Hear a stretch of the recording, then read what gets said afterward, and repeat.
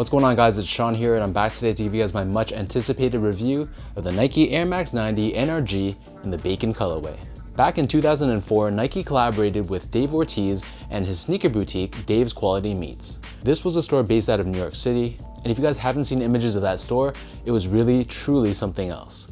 So I remember one of the first few times I went to New York City, this was when I was just getting into sneakers, and it was probably around the mid to late 2000s. Me and my family, we went to check out DQM, and to the casual eye, it looks just like a butcher shop. So it's a shame that DQM isn't around anymore, but we still have these Bacons to remember its legacy. So this retro pair released on Air Max Day, March 26th, for a retail price of $140 US or $180 here in Canada. The official colorway for this shoe is Sail, Straw, Medium Brown, and Sheen, and this one was probably considered the biggest release for this year's Air Max Day. So this time around, officially at least, Nike seemed to ditch the association with DQM, and this pair is simply just nicknamed as the Bacon Air Max 90. And it's given that nickname because the colors on the shoe resemble the colors you see on a strip of bacon. So one thing I want to point out is that the overall build of this shoe, this takes me back to before the Air Max 90 was remastered, or before what Nike calls it being recrafted.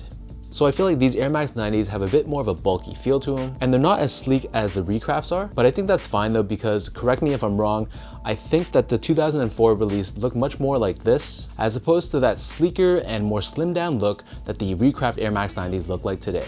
So diving into the upper, on the toe box, this is constructed using this tumbled white leather. If you look real closely, this leather isn't actually a pure white, and it has this very faint, very fine gray pattern found throughout. Overlaid on top of this, we have this red colored suede, which feels pretty nice and pretty buttery to the touch. This red suede covers the quarter panel of the shoe as well, and then above this, where the eyelets are, we have these two hits of brown colored TPU. Overlaid on top of the quarter panel, we have this Nike swoosh, which is constructed out of this pink colored synthetic leather. And then beneath this, running across the length of the shoe on both sides, we have this suede mudguard, which feels pretty nice to the touch. Towards the back heel, we have this cutout, which reveals the Air Max branding done in brown. And then surrounding the top portion of the back end of the shoe, we have more of that pebbled white colored leather. Attached to the center of the back heel, we have this brown colored rubber with Nike Air branding done in this pink shade.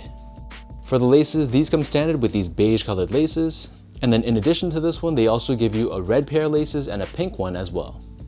Underneath this, we have your tongue, which is constructed out of this pink colored nylon, and at the very top, for this one, we simply have Nike Air Max branding done in a combination of brown and red. The interior side of the Air Max 90s is leather lined, giving it that added premium feel. And then taking out the insoles, these come with a red colored insole with Nike Air branding stamped on the heel in white. Inside the box, they also give us these arch supports as well, which is something that Air Max 90s used to give us for the longest time, but for some reason in more recent times, Nike has done away with giving us that. So the upper of these Air Max 90s sits atop this full-length polyurethane foam midsole.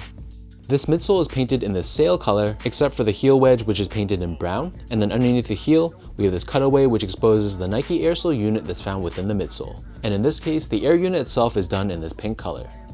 Turning the shoe over to the bottom, here we have your outsole, which is entirely constructed out of this brown colored rubber. We have this waffle style traction pattern on the forefoot, along with Nike branding along the medial edge.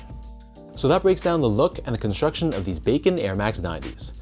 For those wondering how these fit, I'm a true size 10, slightly on the wider side, and I got these in a size 10.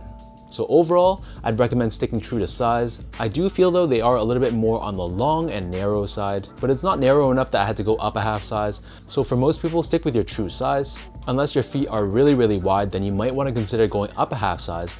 Next up in terms of comfort, so overall this feels pretty standard. There's nothing special about how these feel. They feel pretty firm and pretty stiff on feet. And unlike some of the more recent recraft Air Max 90s, I didn't feel like these had that same level of softness. I don't know if it's just my mind playing tricks on me, but for example, the infrared Air Max 90s that I bought a few months back, those ones felt a bit more plush and a bit softer underfoot, but your mileage may vary, so definitely let me know down below if you guys felt these were really, really comfy. Finally, in terms of the quality and the overall craftsmanship on this pair, well, this is where I was a little bit disappointed.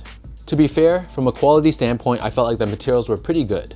The leathers felt pretty soft, the suedes felt pretty buttery, and the material quality definitely felt a little bit more on the premium side as opposed to when you compare it to your standard GR Air Max 90. However, the craftsmanship, I don't know what happened in the factory, but something happened and there's a ton of blemishes on this pair, and it's not just limited to my pair only. From what I've seen on people on Instagram, my friends' pairs, and from what people have posted on Nike Talk and Reddit, for example, it seems like the craftsmanship on these Bacons was pretty bad. My biggest beef was that there were blue pen marks found throughout the shoe. So you can see one right here, which isn't too noticeable, but then also on the right foot on the back heel, it looks like there was a blue pen that was outlining where the heel bumper was supposed to be, and this one was pretty glaring. So honestly, this is the first time I've ever seen blue pen marks on a shoe. And for a big, important release like this that's made specially for Air Max Day, I'm very surprised these passed the quality control. Fortunately though, my pair was only limited to these 2 blemishes, but I've seen pictures of people's pairs online which is a lot worse. I've seen some that even had pen marks right across the toe box. So definitely word of caution, if you guys are looking to pay resale for this pair, just check them out if you can first, as it seems like these blue pen marks are definitely a big problem with this release.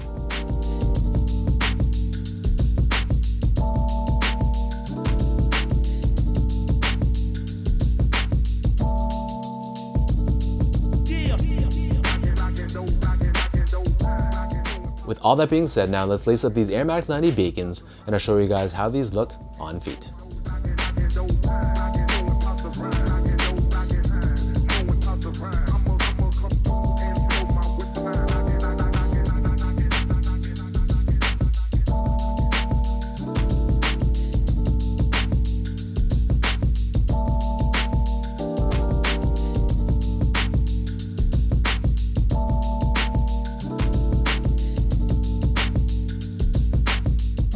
Overall, craftsmanship problems aside, this is a very iconic Air Max 90 and one that I was very excited to add to my collection.